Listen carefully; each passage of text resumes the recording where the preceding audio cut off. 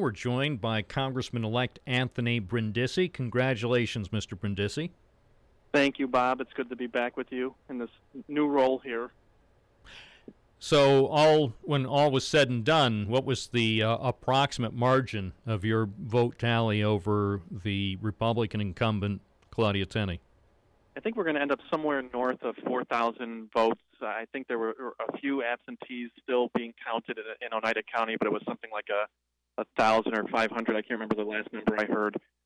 So I think somewhere north of 4,000 will be the final vote total. When will the election be certified? It's supposed to be certified by December 3rd. I expect that's going to still take place, and we should be moving forward with getting our officers ready for swearing in. Have you spoken with Congresswoman Tenney at all since election night?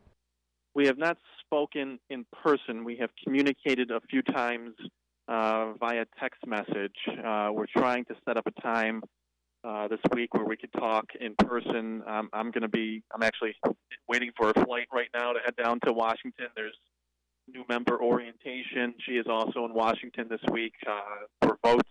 So I'm hoping at some point this week we can connect. It's been 3 weeks since the election. I'm surprised that you and Congresswoman Tenney have not spoken at all. Yeah, well, we want to speak, and I very much want to speak to her. I want to ensure that we have a very smooth transition, that we get our offices up and running so we can start fielding phone calls come January, and I fully expect her help in ensuring that transition, and we can move forward together. So you should be in Washington in a few hours. Claudia Tenney apparently is still in Washington. Do you think you could meet with her today or tomorrow? I'm going to try. We actually texted this morning. She let me know that she was in Washington, and we were going to try and either talk on the phone or meet face-to-face just to go over some stuff for the transition. How do you think this is for her? I've put in a request to Congresswoman Tenney's people, and they just have told me she's not available. So what do you think this is like for her after having served for a couple years in Congress and then losing by a fairly narrow margin? It's hard to say. I can't really speak for her on that front. All I can say is it's certainly time to move past the election, as I said during the campaign and on the night of the election. Once elections are over, that's when we have to start governing, and I'm very much looking forward to getting our offices up and running so we can start representing the people of the 22nd District come January when I'm sworn in. Speaking live with Congressman-elect Anthony Brindisi. So where are you, at the Hancock Airport? I'm at the Hancock Airport right now waiting for our flight down to Washington. So far the weather seems to be holding off, and hopefully that continues. So House Democrats will meet in caucus tomorrow, and they're expected to nominate Nancy Pelosi as the leader. So that it appears to be almost a given, a formality, and then the full House vote is scheduled for January 3rd. So what are you going to do? You are among those who signed a pledge, and you talked about this frequently during the campaign, that you would not support Nancy Pelosi. So what do you intend to do at the caucus vote tomorrow? I intend to follow through on the commitment I made on the campaign. There's a vote that takes place in the caucus tomorrow. I will not be supporting Nancy Pelosi for Speaker. Then the second step would be come January 3rd, after the new class is sworn in, there would be a floor vote, and again, I'm not going to be voting for Nancy Pelosi. So at the caucus tomorrow, will you just vote present? Will you vote at all? Will you vote for another member of the House? I will probably vote for another member of the House. What a lot of people don't realize is actually anyone could be the Speaker of the House. You don't have to be a member of Congress to be the Speaker of the House. I could vote for Colin Powell. I could vote for whomever I think could fulfill that role. And there may still be some names of other members in the House who are interested in challenging her for the role of Speaker. At the moment, who are you inclined to vote for? It's hard to say. Still trying to determine that. I'm waiting to see if anyone else throws their name forward before the caucus vote tomorrow. And we'll see what happens. If a new name comes forward, then I would certainly consider that person. If not, then I think there's a number of very competent individuals in the caucus who could lead and be the Speaker of the House. Do you think realistically, after Marcia Fudge bowed out, she had been considered a potential challenger to Nancy Pelosi, you think there's any chance in heck that another House Democrat is going to put his or her name into contention even at the caucus tomorrow? It's a possibility. I've heard some talk about that. We'll see what happens. I think that there's a lot of pressure being applied to members, particularly new members right now from her camp to support her. I'm not someone who succumbs to pressure, and I follow through on commitments and fully intend to follow through on the commitment I made on the campaign trail to not vote for Nancy Pelosi. Is Nancy Pelosi and or her supporters applying pressure to you to get you to change your mind at this late point? I have met with her and expressed my opinion on the subject matter. It was a very cordial conversation. I've heard from other members who have asked me to consider supporting her. I wouldn't say it was pressure. It was more people asking for my support, and I've told everyone the same thing, that I made this commitment on the campaign, and I'm going to stick with my commitment. When did you meet with Nancy Pelosi to discuss this matter? It had to be 2 weeks or a week and a half, whenever we were in Washington last for the orientation. Did she seem to understand what your situation is? Again, it was one of the perhaps most talked about things during the campaign, both by you and by Claudia Tenney and people on both sides. Did Nancy Pelosi appreciate your situation, given that it was such a key factor or potentially key factor in your election? I don't know. I expressed my concerns. I said that I ran on supporting a change in leadership on both sides of the aisle. I think it's time that we see some new leadership. I think it's time that we see a change in the way legislation is allowed to come to the floor, so it's not so leadership driven as it has been under both Democratic and Republican control. There's a lot of good ideas that never see the light of day on the floor because leadership doesn't want to allow those votes to come forward. But it really is a time where we relax some of these rules so we can get bills forward that have pretty broad bipartisan support in the caucus. And that's something that a lot of members have talked about in their vote for speakers. They want to see a change in the rules so we can actually have debate again on the floor of the House of Representatives, and we can have a process in place that makes it easier for bills that have pretty wide bipartisan support to come up for a vote, because we got to get this country working again.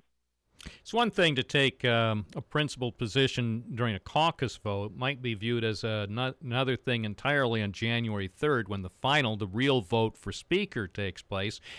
Are you concerned that if you don't vote for Nancy Pelosi on January 3rd, that there will be consequences? I mean, you will be a freshman member of the House, a leader, and this is true, as you know, in Albany as a member of the Assembly, and it's true in the Congress of the United States.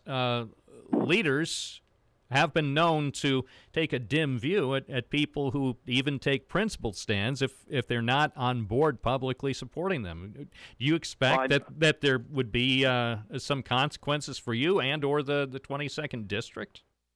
I'd be lying if I said I didn't think there would be consequences. I hope there's not consequences. If there are consequences where I feel that I am being punished or the area I represent is being punished, I will be very vocal in my outcry over that.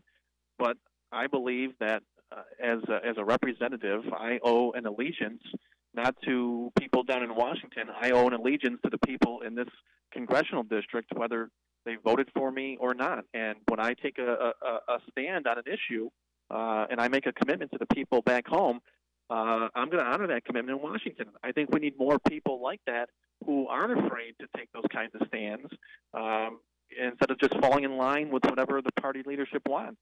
And this happens on both sides of the aisle. If you don't fall in line, then there's potential blowback. But we need people who aren't afraid to step up and actually do the right thing. And I feel that I'm justified in my position here. And from the people I've heard from in the district, I think I'm doing what I committed to on the campaign trail.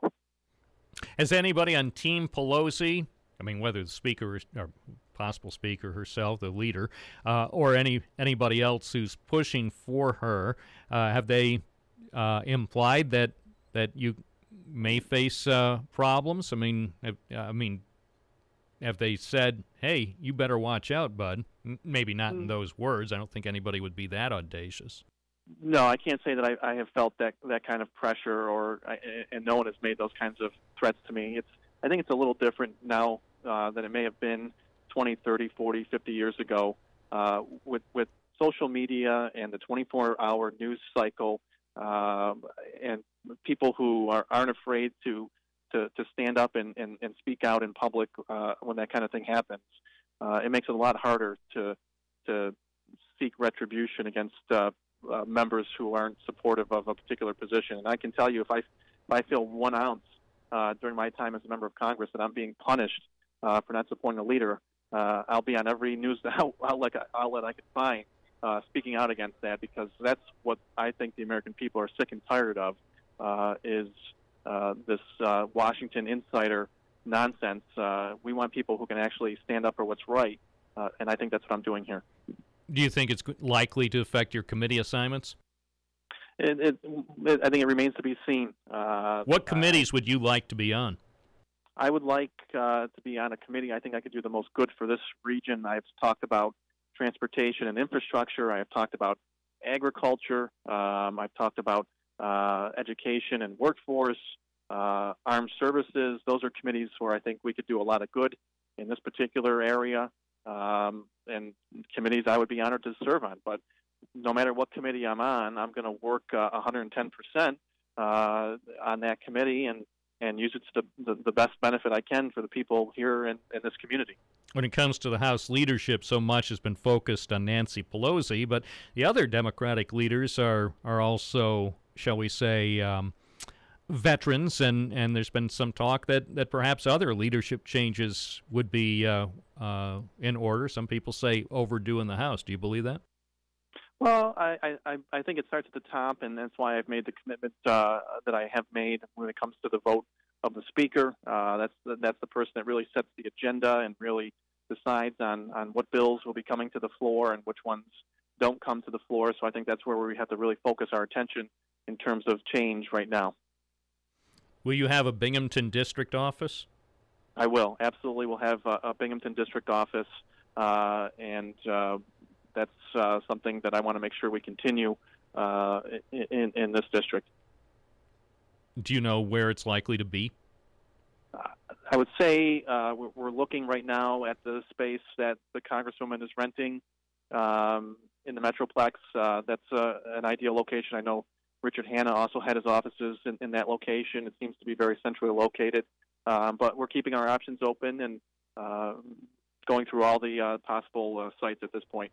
But you would hope potentially that Claudia Tenney not do what Richard Hanna did and basically it forced a situation where Claudia Tenney was no longer able to use his space. They had to scramble to prepare a new space for her district office because Richard Hanna decided not to have a smooth transition, and it took a while to find another location at Metro Center. Well, I know that the Congresswoman has said publicly on other news outlets that she wants to have a smooth transition. I want to have a smooth transition, and hopefully we can put the election behind us and work together to ensure that happens. Congressman-elect Anthony Brindisi, thank you for joining us on Binghamton Now, and we look forward perhaps to having you with us in the studio in the next few weeks. If you're going to be in Binghamton, we would love to have you in the studio for a few minutes just to talk about a few things before you're sworn in. Absolutely. I will be down, and I will make that happen. Anthony Brindisi, live on WNBF. Thank you so much.